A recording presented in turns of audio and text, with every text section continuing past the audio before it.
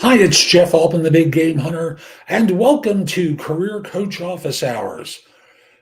As I'm recording this, it is December 27th, 2023, at noon Eastern Time in the United States. I like to spend about a half hour talking with people about questions they have about their job search because, frankly, I don't think it has to be as hard, difficult, or painful or take as long as it does. It's just there's a different skill set to finding a job than doing a job. And I want to start off with a couple of things that are a little bit unusual for me to do. One relates to a group program I'm launching in mid January. And if you're interested in group coaching with me, mid January, we'll set a firm date after we get the full group together. We're going to be launching group coaching, and I'm limiting it to 4 people. And the idea, very simply, is I want to bring in a small nucleus of people to help you with your search. So contact me through LinkedIn. By the way, Sunum, hi, how are you? Contact me through LinkedIn at linkedin.com/IN/the Big Game Hunter. Send me a message and we'll set up a time for a free discovery call so I can answer whatever questions you have going into this. I also need to firm up a date, obviously, but I want to put together a 4-person group to help you land your next job. The group will meet for 3 months. I expect you'll all have great results during that period of time. And I'll just simply say, I want to help. And in doing that, I'm offering a discount from what I normally charge on jobsearch.community. There, if you go to the site, it's $1,000 per month or $3,000 for the 3 months that we'll work together. But instead, we're going to do something a little different. It's going to be $2,500 for the 3 months. So contact me. We'll set up a time to speak. I want to help you, and I'd like to get 4 people together for a group to do that beginning in mid-January. Now, the second thing I want to talk with you about is because this is the end of the year, and it's a time for reflection and a time to look ahead. And I want to talk about the job story for 2023, as well as the trend to keep an eye out for in 2024 that I think is most important for each of you. The trend for 2023, of course, was the fact that there were an enormous number of LinkedIn user staff reductions. Now, if you looked at the government reports, they're painting wonderful, rosy pictures of the job market. It's growing, it's coming back, it's fabulous. And it isn't. At least if you're not a bartender, or work in hospitality or leisure, if you don't work for the government, if you don't work construction, if you don't work for something that's government adjacent, the result winds up being those are really where the jobs have been for most of 2023. And that's not really who's on LinkedIn. This last month, they added a new category, healthcare. Again, not the primary target of LinkedIn. LinkedIn is primarily for office workers and people in hospitality or government are not really dominant on LinkedIn. So I've referred to the job cuts on LinkedIn as LinkedIn user staff reductions, and that the US government is, well, it's accurate that new jobs are being created, but generally they're paying for these jobs. We're paying for these jobs. So the result winds up being that, if you work in government or government adjacent, work in a restaurant or bar, work in healthcare, maybe construction, even though construction jobs have gone down a lot, that's because of interest rates. If you work in those fields, there are jobs out there. If you don't, there really haven't been. And it's sad because media isn't telling you this. So I'll tell you, the reason I know this is I read the report from the U.S. Bureau of Labor Statistics. So it's important for you to understand where the job market is and that many of you need help in finding work, which is why I'm putting this group together. It's not as simple as applying for jobs on LinkedIn or Indeed or elsewhere, although by all means do it, but that's not where the jobs will be found. The next thing I want to talk with you about is the trend for 2024 that's important to pay attention to. And I'll just start by saying, I worked in recruiting for a long time. And, early in my career, there was a technology trend where there were new IBM computers that were introduced. And IBM was the dominant technology at that time. So, a new IBM 360 computer was introduced, and that put a lot of people who were programming an older technology out of work. And then when PCs were introduced, a lot of secretaries got put out of work because they were afraid to learn how to work on a computer. And I have to say, those kind of skills have become far more ordinary as they've gotten incorporated into other jobs and synthesized into our workday. Like, how many of you don't work off your laptop or off an iPad or what have you? So I'll just simply say, for all of you, you need to look at the impact of AI because it's already started. Like Sundar Pichai from Google was talking about the impact of AI on ad sales positions at Google. And they cut 12,000 of them this year, all because they had technology in place that made it more efficient than having people there. The AI wrote better ads and sold more effectively than people did. And we're going to see more of that. So it's important for you to figure out how you can start learning some of the AI tools and leverage that in your work so that you're different in a good way. And people may make fun of you, and you may work in an organization that devalues that skill, but they're being stupid and you can't be, because your manager is probably older than you and they're trying to ride out a storm, and they're not really thinking. And we all know that AI is becoming so prevalent in the workplace. So I just wanted to simply say that's the trend from 2023.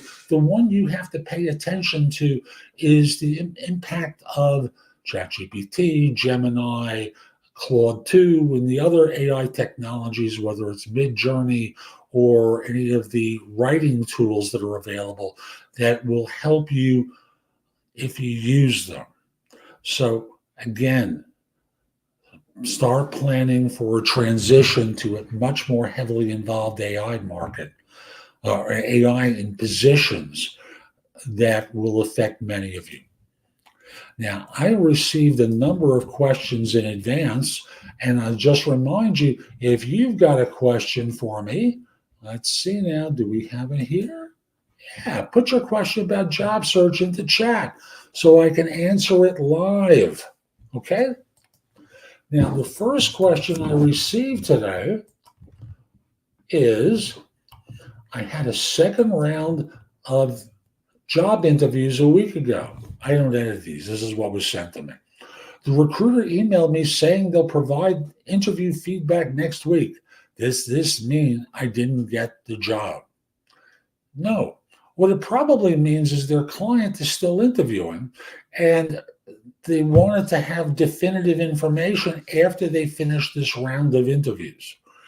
As a result, you may still be in contention, or they can't reach this person because they're out on vacation, or it is Christmas time right now. Between Christmas and New Year's, a lot of people aren't working. The kids are out of school and they're on vacation with family or elsewhere. So the impact may be that they're not going to have the feedback until this person gets back, or their client gets back, or the person in HR gets back. So no, this doesn't mean that you didn't get the job, but it may mean you didn't get the job. It doesn't mean anything more than what it says literally. They're going to be back to you next week after they connect with their client, who will have more information at that time. Okay. Oh, I always feel badly when people contact me about this one. Since no one wants to hire me, what should I do? That's sad. It's really sad. Uh, Normally, when someone isn't getting hired, there's a couple of reasons for it. If you're not getting interviews, your resume stinks.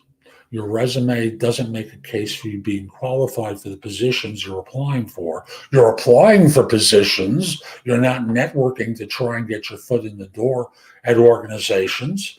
Uh, you're applying to things that are aspirational. You're not really qualified, but you want to do the job. And as a result, you're not getting interviews. Now, if you're getting interviews and you're not getting hired, I'll just simply say, you don't interview well. And you have to improve your interview skills to make a more effective presentation to land in your next job. And if you're getting interviews and you're not being invited back, there are other reasons for it. So I'll just simply say, there's lots of reasons, and one may be that they're not interested in you, but it may not mean that. It may just simply mean literally they don't have any feedback yet. So you got to be patient a little while and follow up with the recruiter later in the day on that first day next week that they say that they should have feedback. I also want to remind you that, and I mentioned the site earlier, jobsearch.community. Join it and get insider access to my video courses, books, and guides, and be able to ask me questions about your search. Now, I have some free things on the front page of the site. Again, that's jobsearch.community. And you can download those free things. One in particular is an organizer that I have. Another one is about diagnosing your job search problems. A third one is about elevator pitches that will teach you how to do an elevator pitch in a way that's not going to make you sick to your stomach. Again, there's about 6 things on the homepage at jobsearch.community. And if you decide to join and become an insider, you get access to all my video courses. And I've got a list of them on the homepage. And you can ask me questions that I'll usually respond within 24 hours or less. If you become an Insider Plus member, you get all of that, all my video courses, books, and guides. You can leave messages for me to which I'll respond. Plus, you'll get at least 2 Zoom calls per month from me. And if you become an Insider Premium member, that's group coaching. But again, I'm running a special. So if you're interested in group coaching, contact me through LinkedIn at linkedin.com/IN/the big game hunter. And we'll set up a time to speak. Okay. So let's continue on to the next question. Bear with me for a second. I have to scroll. Why didn't my interviewer ask if I have any questions for them at the end of the interview? I just want to put that into chat. So we have that there. That's also going to be good for YouTube when I get that set up in chapters later on. So why didn't my interviewer ask if I have any questions for them at the end of the interview? Well, there's a couple of possible reasons. They may not be interested in you, so they didn't want to waste their time answering questions from you. That's certainly a possibility. The second one is it may have slipped their mind. Sometimes people are preoccupied. They have a meeting to go to, which really relates to item number 3 on this list. They have someplace they need to go to. They have to use the bathroom. And they've got to get out of there fast, and they don't want to chit-chat anymore. So, it could be that you've been rejected. Certainly possible. As you can see, I've got 3 other reasons why they may not have asked you if you have any questions for them. And it really comes down to another meeting, someplace else they need to be, the bathroom, a bunch of very simple things. So don't overread this. Follow up with them to express your interest and move on. Okay. I've got more questions from people who will be watching this later on. And I'll just say, if you've got a question for me, put it into chat so I can answer it. See, please put your questions about job search into chat so I can answer it live. Okay. Okay. How can I land a job with less experience than other candidates? I love this. Now, let's first work with an assumption that even though you have less experience, you're actually qualified. Now, that's a big caveat there. And I say it because, this could be a program manager's job and you're a junior developer and you're never going to get hired because you're not qualified. That's the reality to it. But assuming you're, let's say, a developer with 3 years of experience competing against developers with 6 or 7 years of experience, I want to remind you what firms look for when they hire. They look for competence, self-confidence, character, chemistry, maybe a little bit of charisma, because charismatic people always do better than those who don't have charisma. That you care, that they can connect with you because they want to trust you. If they don't trust you to do this job well, you're not going to get hired. So what can you do to land this job? The big thing to me is always about connecting with the interviewer. And having the ability to do that is important because for a junior individual, they've got to trust you to consider bringing you on board. So that's really the key to it, is finding that lever of connection that's going to allow them to trust you. Because, without that trust, it ain't going to happen. That's just the fact of it. So how can you do it? By connecting with people as people and not just, oops, sorry, my laptop started to topple over into my lap. Oh my goodness. So that's what you have to do, okay? Here we go, another question. After I gave my 2-week notice to resign, my boss keeps calling and emailing, asking to tell him the name of the firm I'm going to, saying he needs it to do a conflict check. Do I have to tell him? I don't want to leave on bad terms, but it's personal info. And you're absolutely right. It's personal information, unless you have a non-compete. If you have a non-compete, that's no longer personal information. You, if anything, want to get them off your back. Now, I remember reading something else from this person that spoke about how in his field, there's a habit that firms have where managers call up other firms to complain about the employee that they're hiring and kind of leaving a bad taste in that firm's mouth. If my memory is correct, the way you counter that is by simply saying, and if I tell you this, I want to be clear that if you contact this firm for any reason whatsoever, I'm going to find out. And if you say a single negative thing about me and the work that I did, I am going to sue you personally, and I'm going to sue this corporation. Wait until the exit interview to say this. You can say it at the exit interview where you'll have an HR person in the room. And simply say, I have heard from too many people that whatever his or her name is makes the habit of calling up other firms to muddy the waters for the person that they're losing. I want to be clear. And you tell this to HR and you look at the hiring manager directly, as I'm about to do with you right now, and you say to them, I want to be clear with you. I'm going to ask them to tell me if anyone from this firm makes a phone call to them.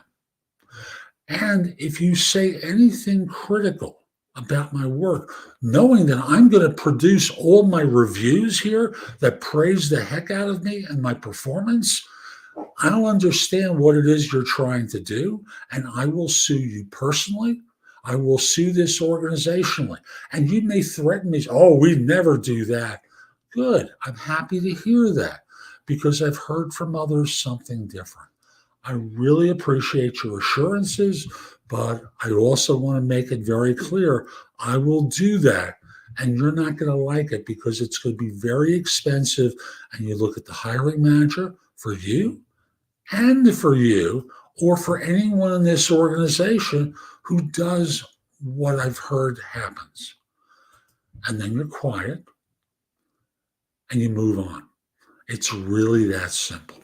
So if you're going to a place that is not as part of a non-compete, and that's really the key about all this, is if you have a non-compete. You have a non-compete, you're better off divulging who you're going to work for because it gets them off your back. You can also lie and tell them another firm, but that's a different conversation. But I would simply say, make it very clear to them how expensive this is going to be. You can say, I've already spoken to an attorney about this, and they've suggested I tell you the following. And then you go through that speech I just gave.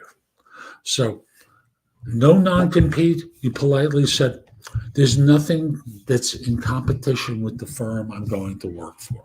And having heard how you or someone else from this organization contacts firms to muddy the waters, I'm going to spare myself the aggravation and spare you a potential lawsuit by not telling you. So let's just keep this simple. I'm going elsewhere. I've given you 2 weeks' notice.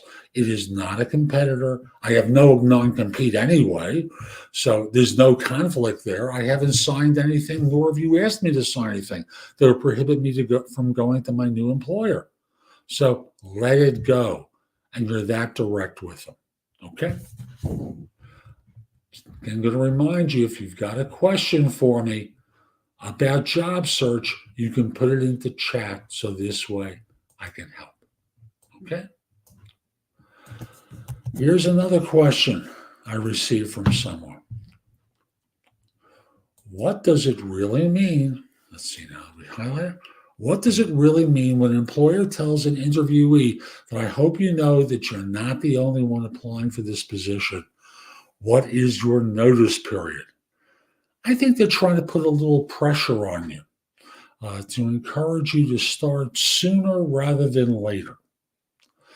So I think what they're trying to do is to get you to giddy up and get on board because otherwise they're going to give the job to someone else.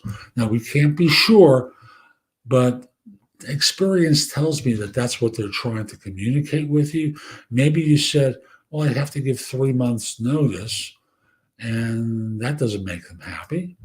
So you're better off just simply saying to them, yes, I know I'm still competing for a role, and I can be on board within 2 weeks. Can you be here any earlier? Might be their follow-up. I said, possibly, but let me ask you a question. If I did that to you, how happy would you be? Well, my boss currently, I'm sure, wouldn't be happy. But if they push me out because they get mad, I'll start sooner. But I would simply tell them if they wanted you on board sooner, I might be able to do it. I can't commit to it yet. I'll speak to my manager about it. But let me ask you, if I gave you 1 week's notice, would you be happy? And they'll probably say no. Why would you think my manager would be happy? And you move on from there. Okay.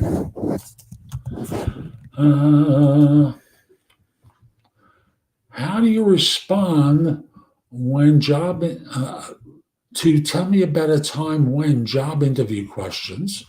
By the way, thank you for that like, Terry. I appreciate it. And that's really the best way to approach it. So tell me about a time when job interview questions, when you can't think of any good examples.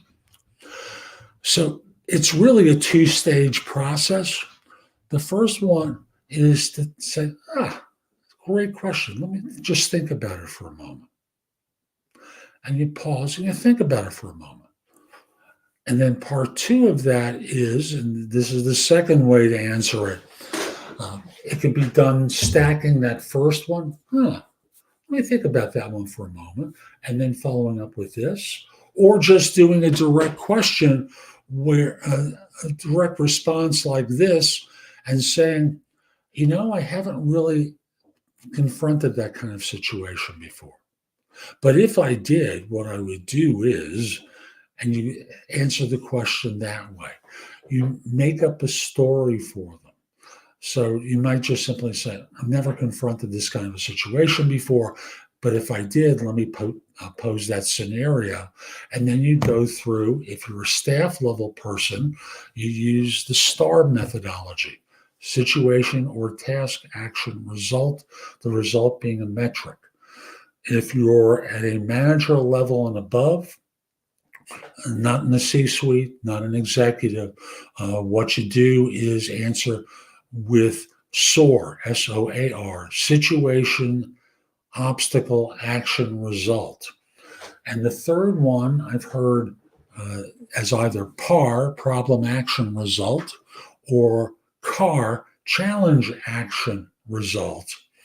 Either way is fine. It's really the same thing. The result in all cases is a metric: money saved, money earned, percentage improvement over what previously existed. So that this way, what you're able to do is demonstrate how you'd answer the question if you were in that kind of a situation, even though you haven't been in one before. So again, if you've got a question for me, put it into chat so I can answer it. Okay? I've got some more. Let me find the next one. If an interviewer gives you their business card after the interview, does that mean anything? That's a fun one. So what it means is they're open to hearing back from you if you have any questions. They're open to you following up if you want to follow up. It's a way that you can also send them a thank you note. And that becomes a way that you can follow up and show of your interest and resell them. By resell, thanks so much for making time to meet with me today. I really appreciate it. I just want to walk through my background and how it fits the role that you have available. And then you walk them through the position description and some of the key points in your background to demonstrate how you fit the role. So that's how I would, that's what it really means when they give you a business card. Sorry, that's the wrong question. Sorry, give me 1 second. See, I missed this last question as I was going through my list. So I just want to make sure I was up to the right spot. So here's another one I received. Is it possible to create a LinkedIn profile and not enter at least one job if you wish to just brand yourself with your current offers or business using the rest of the profile fields? You're not doing anything without data there. You think you're branding yourself? You're kidding yourself. That's not branding. All you're doing is having a business card there, and a pretty weak one at that. So treat the LinkedIn profile as though it's a commercial for yourself. You're going to talk about your role, responsibilities, accomplishments. If you use technology you used, your education, both university and business education, everything that you can use to demonstrate expertise is what you include in your profile on LinkedIn. Other than that, you're not branding yourself. You're kidding yourself. A brand, if you just think about television and how branding occurs on television, it's the constant repetition of a particular phrase or catchphrase or information repeatedly so that you associate someone with that brand. If all you have is a business card on LinkedIn, that's not branding. Seriously. it's a waste of time. Treat it as a serious entity or a serious thing to do, and don't just simply waste your time by doing something simple like name, rank, and serial number there.